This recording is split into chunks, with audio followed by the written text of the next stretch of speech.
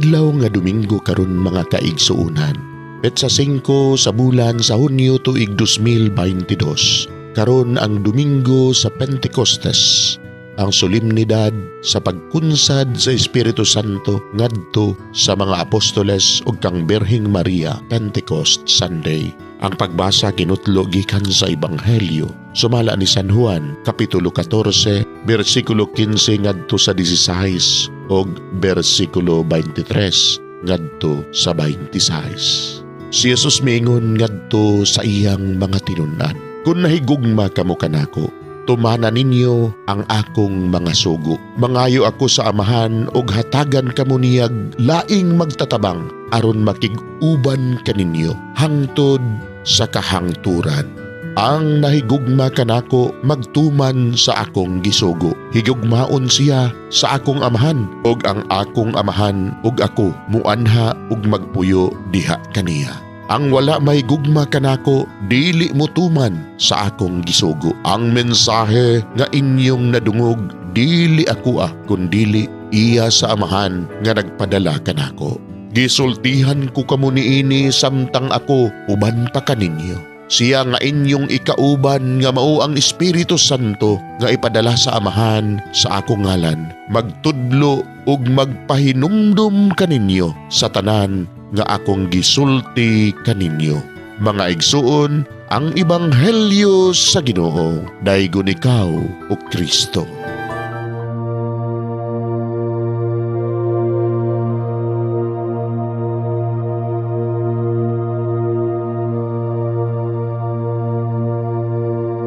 Pagampo sa dili pa magsugod sa trabaho. Magampo kita. Sa ngalan sa Amahan, sa Anak ug sa Espiritu Santo. Amen.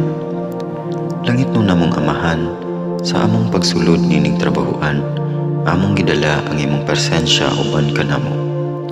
Among gipamulong ang imong kalinaw, imong grasya, imong kaluoy, ug ang imong perpektong hanay sa among mga trabaho. Among gipadayag ang imong gahom labaw sa tanan diha sa mga butang nga among mahimo, masulti, mahuna-unaan ug mahukman sulod nining adlaw. Ginoo, nagapasalamat kami sa gasa sa kinabuhi niining bagong adlaw, niining kahigayunan nga kami nakasulod sa trabaho ug mamahimong parte niining nga grupo.